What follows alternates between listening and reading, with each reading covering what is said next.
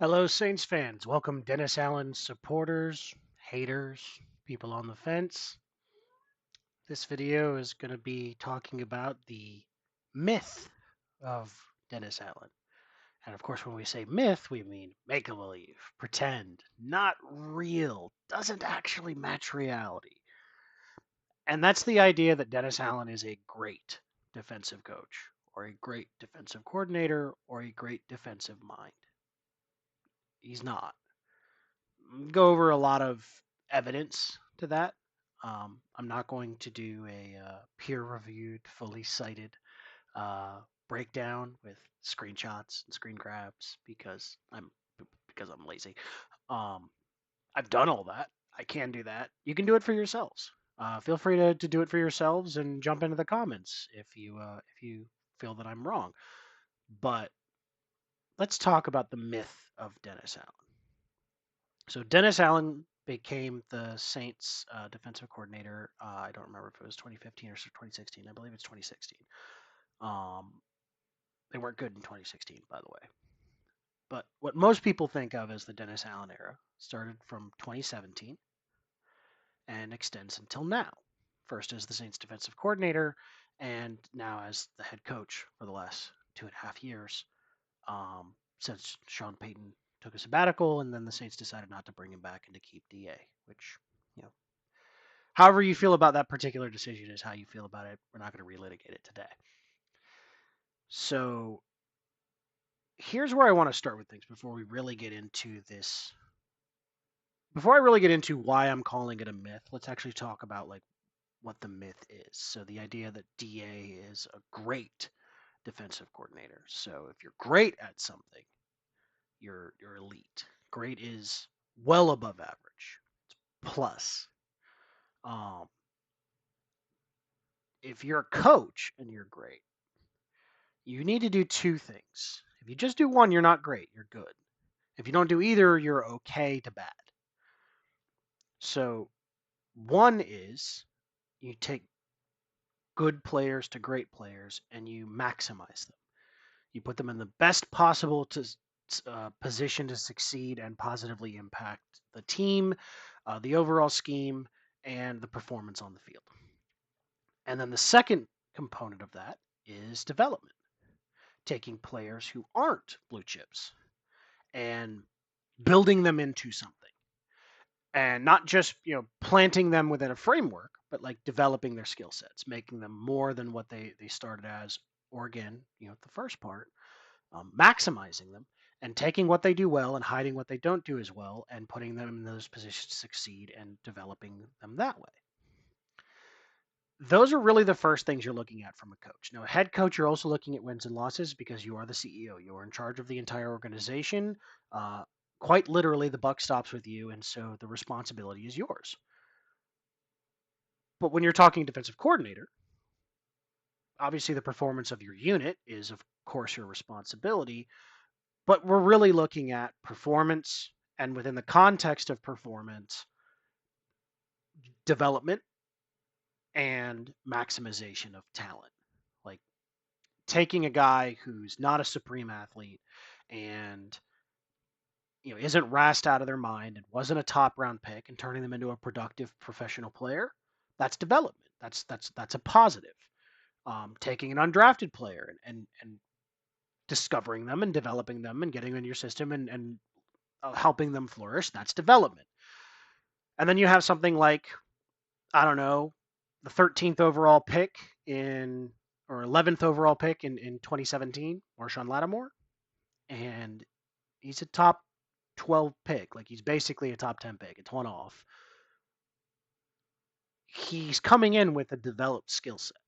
The expectation is he walks in the door and is a great player.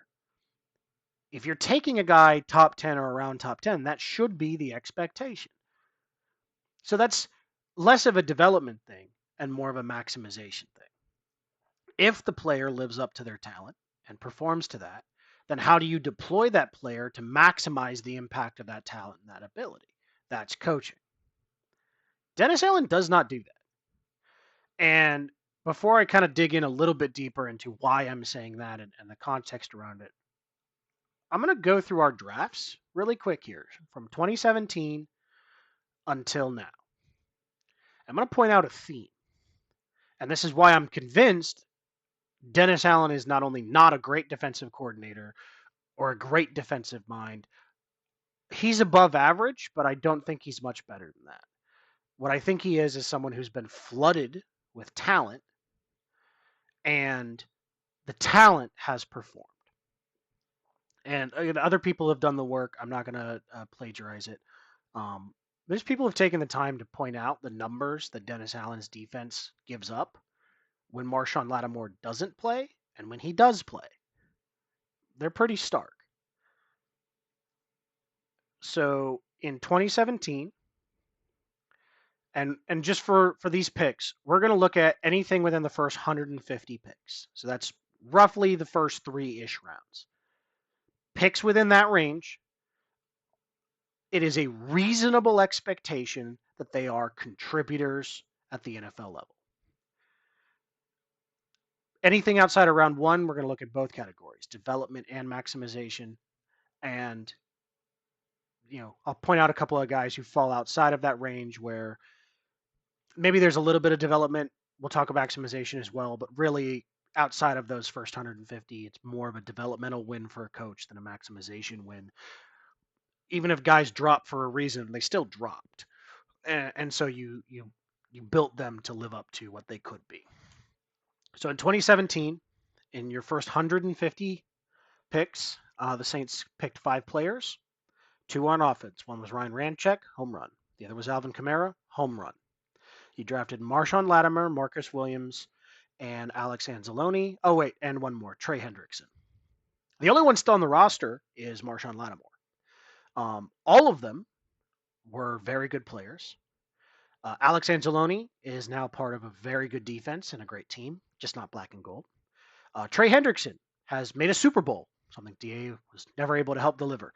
Has had multiple great seasons, had 17 plus sacks last year. Just dominated a game last night against the Giants, helped close it out, got sacks there.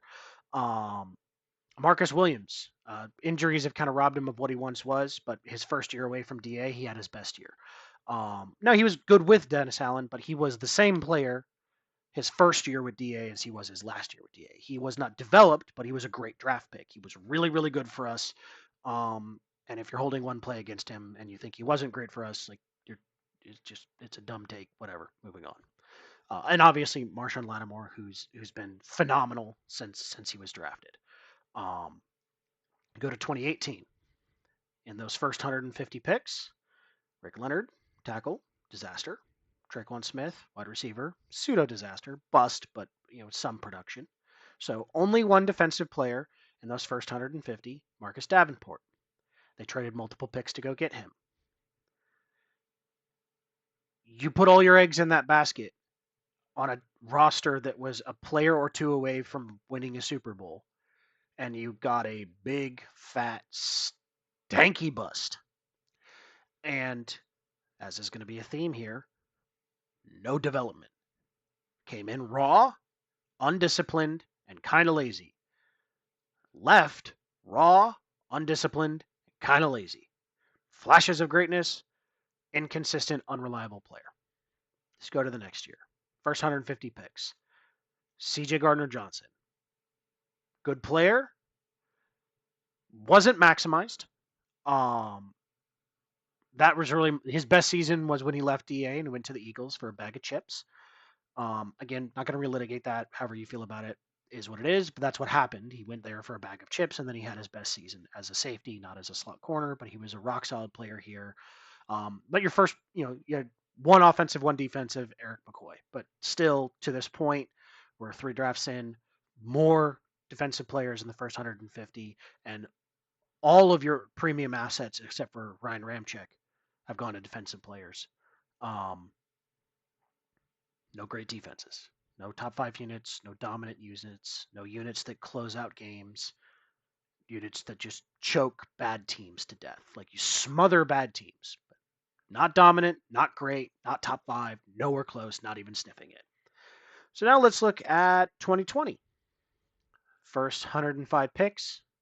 You have Cesar Ruiz. You have Adam Troutman, both still productive pros. You have Zach Bond, having a really good year. Not New Orleans.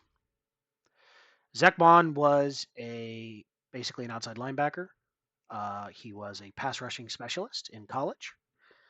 People who had him projected as a second round pick. We took him in the third. We traded up to get him. But people had him projected as a second round pick because of his pass rushing ability. You know what Dennis Allen never had him do? Rush the passer. Decided to convert him into an off ball linebacker. Not a twitched up super athlete, not super fluid, not particularly great in space. Let's put him in space. Maximization was one of the two things we're looking at. Not only were you not able to develop him into the vision you had for the player, which didn't develop CJ really, definitely didn't maximize him, didn't develop Marcus at all, didn't develop Trey Hendrickson or Marcus Williams, but maybe a little development credit can be given for Trey, although we'll get more into him in a second. No maximization. All of these guys have had their best years once they got away from Dennis Allen. Zach Bond now having his best year. Oh, and by the way, the previous draft in the 7th round, Caden Ellis took a flyer on him. He's developed into a pretty good player. Had a pretty damn good year, his final year in New Orleans. Left. Didn't have a vision for him. You know, we didn't like guys who get sacks and were productive playmakers. Now he's over in Atlanta doing good things. Not a dominant player, but again, productive. Put into a position to succeed, to do the things they do well, the things that positively impact the team's performance, not by Dennis Allen. Go to the next year, top 150 picks, Ian Book, trash. Paulson Adebo, solid. Pete Warner, solid. Really fucking stupid extension, but whatever. Peyton Turner, trash. Super trash. Mega bust trash. Not only did you use a first round pick on this guy, he has been completely undeveloped, was a massive reach as far as this was a athletic, really raw prospect who kind of projected as a tweener defensive tackle, defensive end, didn't really have any pass rush moves or pass rush game at all. Got nothing out of him. Go to the next year, Alontae Taylor. You converted him into a nickel corner. He's having an amazing year this year. If the Saints were good, we'd be having an all-pro conversation about Alontae. They're not good, so we're not having that conversation. And he did have a bad day yesterday, but for the most part, it's been very, very good. Trevor Penning possibly has been salvaged. He certainly hasn't been the problem this year. Chris Olave has been very good. Then you get into the 2023 draft. Again, top 150. Jake Haener, Jordan Howden, Nick Saldiveri, Kendre Miller, Isaiah Foskey, Brian Brzee. As of this minute, you have one NFL player, Brian Brzee. He's been solid. He hasn't been great. And again, first round pick. You expect him to produce. He's producing. Is he maximized? No. Is he developing? Also no. So you're getting premium assets that are consistently getting spent on your side of the ball, the defensive side of the ball. They're not developing. You go to this year, Taliu Suaga, he's been a good player. Kool-Aid McKinstry, 2nd round pick. Team has a ton of needs. You use the 41st overall pick on a backup to your backups at corner, and you refuse to put him on the field. And then pick 150 is Spencer Rattler, who looks pretty good. In the one game he's played, at least shows some promise. We'll see what he becomes. We're not even going to talk about the rest of the 2023 draft because it'll just make me more pissed. This is just the draft. And the reason I spent so much time on this is DA doesn't run. He's not Vic Fangio. He's not running really creative, innovative schemes. He's not Wade Phillips. He's not Steve Spagnuolo. He's not Bill Belichick. Like, pick your really, really, really top end defensive coach. He's none of those guys. DA doesn't do lyrical miracle magic. He doesn't. He relies on a few simple things. Marshawn Lattimore exists, is on the field, and locks down a side of the field. DA plays sides. He very rarely plays matchups. We'll get into that in a second. He plays sides. So everything is built around the idea of Marshawn's going to lock down his side, and we're going to try to choke the other side, and we're going to force teams to execute. And most quarterbacks right now can't execute at a high level in those circumstances. So the mediocre to bad quarterbacks, especially the ones that are like super gimmicky to like be able to create production, yeah, he chokes him to death. It's why he blanked Derek Carr. Yeah, he held Derek Carr to 0 points, by the way, in a primetime game, and then looked at him and goes, "That's the quarterback that is going to make me a successful head coach right there. That's my guy." Moron. But like, we're not having an innovative scheme. You're winning on talent. Like a lot of what DA does is really based on the idea of, because he's not doing creative blitzing. He doesn't have a super high blitz rate. He's not doing super creative like coverage schemes. Everything is based around the idea of Marshawn erases the guy that he's guarding. We want safeties acting as chess pieces to create turnovers, which frankly the last 2 years they've done. There's been success there. We have DeMario, who's a stud. DeMario wins because DeMario is a stud. It's not the scheme that makes him a stud. The scheme is built around the idea that he is a stud. If he is not a stud, the entire scheme falls apart because he's there to clean up everything in those first 7 yards. That's really what DA does. He doesn't make adjustments, really. He doesn't play matchups. He doesn't typically go, oh, this particular quarterback does this, so I'm going to take that away, or I'm going to make sure they don't beat us that way. One of the reasons why he gets beat, any quarterback who can run has a lot of success against Dennis Allen's defense because he plays man a ton, and he doesn't move things around a lot, and he doesn't do a ton of disguise, and he doesn't send blitzes and send pressures to mess those plays up or discourage them or gain an additional advantage or anything like that. Like he does it occasionally. It's not like he never does it ever because someone's going to send me a clip of, hey, here's this one time he did it. But predominantly, it's not what he does. He doesn't make those adjustments. He doesn't really shift the framework of what he does to match what he's going up against. So the scheme is not why he wins. The talent is why he wins. And when we look at the talent, this is why I spent the time on the draft. We look at the talent, there's been a ton of investment in talent. The majority of the premium assets, those first 150 picks, rounds 1, 2, and 3, have gone to the defense the last 7 years. All the guys that are playmakers, the good players that we drafted, they're not here anymore. He let them walk out the door.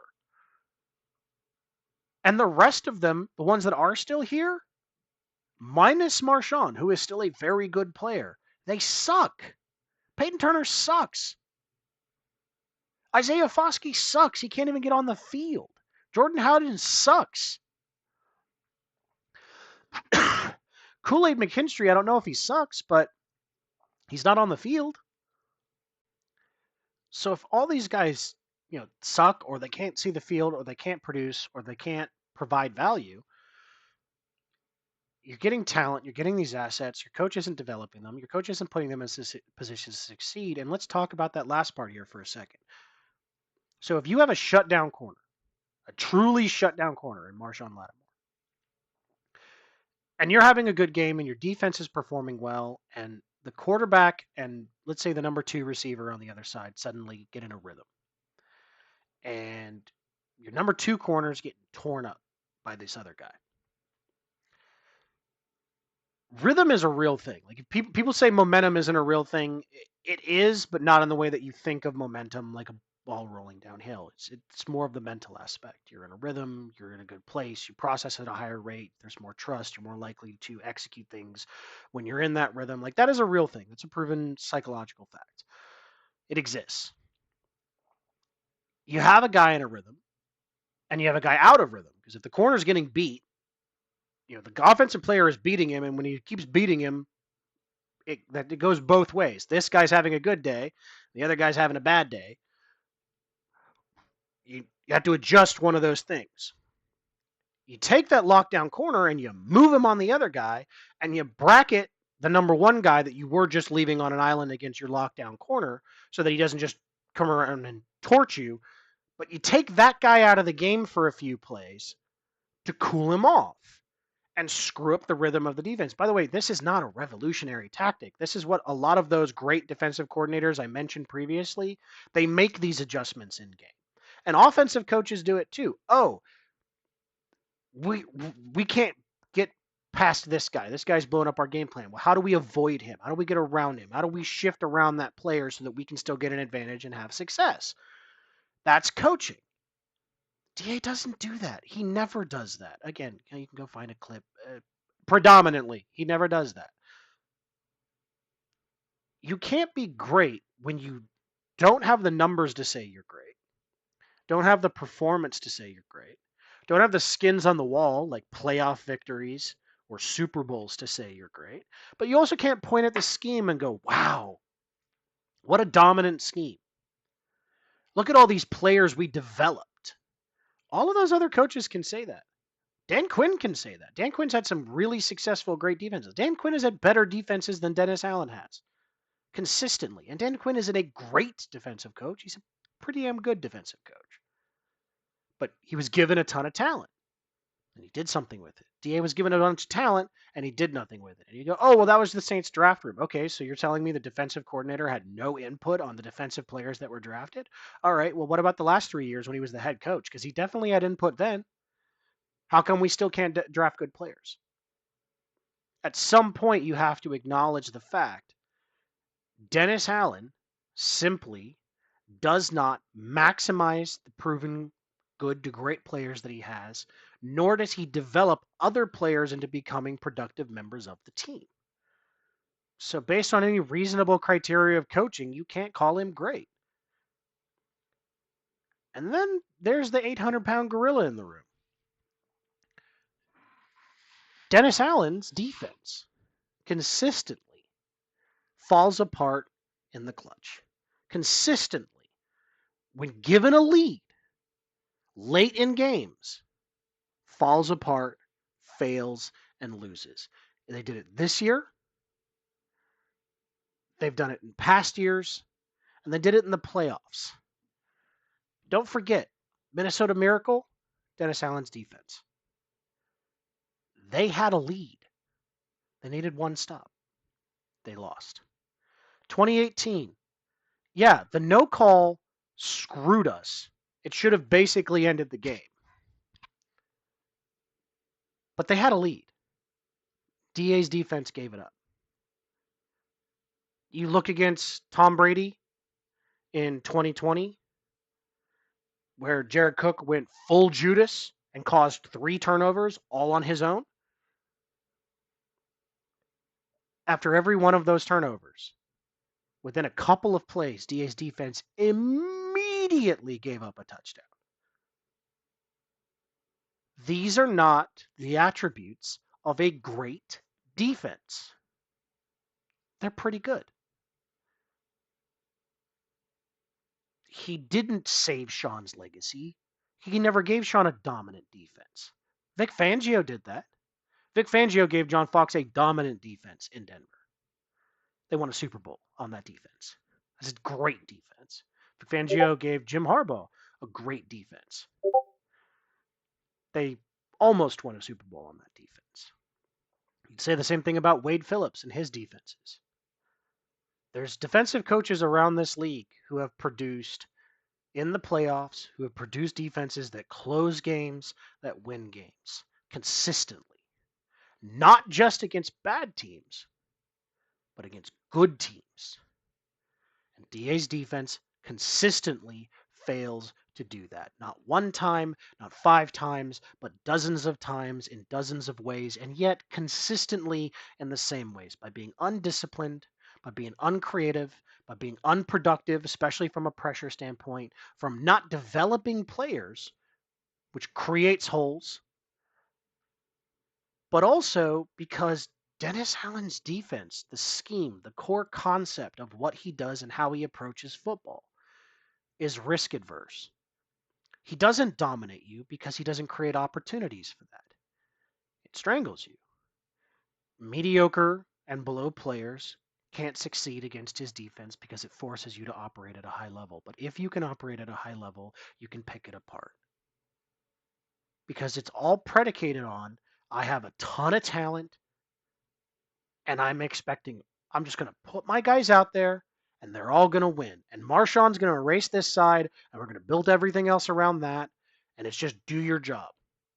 But it's not maximizing players. It's not creating those opportunities for guys who aren't first round picks to produce. And again, a bunch of the first round picks don't even produce. But you're not developing them. You're not making them better. You're not coming through. Again, there's a couple of examples. Alontae Taylor, you can argue, yeah, he's developed. Um,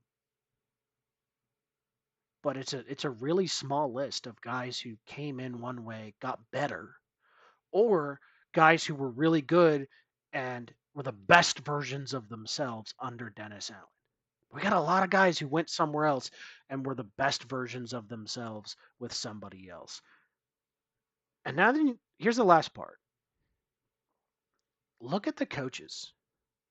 So Ryan Nielsen leaves DA, goes and has a solid defense in Atlanta, especially with way less talent. Now is in Houston, having success there. Since he left, the defensive line is much worse since he left. You have Aaron Glenn coaching a damn good defense up in Detroit. They're drafting well. Got former Saints player Alex Angeloni, career revival, looks good over there. Their defense is better than DA's. Similar investment, better performance. DA had all those coaches under him. DA had coaches like Chris Richard who have a better track record than DA has as far as high end success in the NFL as a coach. They left. Things got worse, not better. Are we really sure that the success in 2017 and 2018 and even 2019 was Dennis Allen? Or was it all of the investment, the draft capital, which then didn't go to the offense and the playmakers, which is actually what cost us because DA's defense gave up points and then we couldn't score in the clutch when we needed to. But anyway, like, or in some cases just couldn't build a big enough lead that DA's defense choking didn't matter. But the point being, I just don't think there's any evidence that you can point to that says this is a very good coach. He's a solid coach. And I don't just mean as a head coach. He's a terrible head coach. As a defensive coordinator, there's no great defenses. There's no great scheme. There's one exceptional draft pick, Marshawn Lattimore, which everything has been built around. And he doesn't have that player, the defense falls apart. And sometimes, like yesterday, even when he does have that player, the defense falls apart and he does not make adjustments. He does not maximize players. He does not develop players. That's his job. He doesn't do it. It's not very good.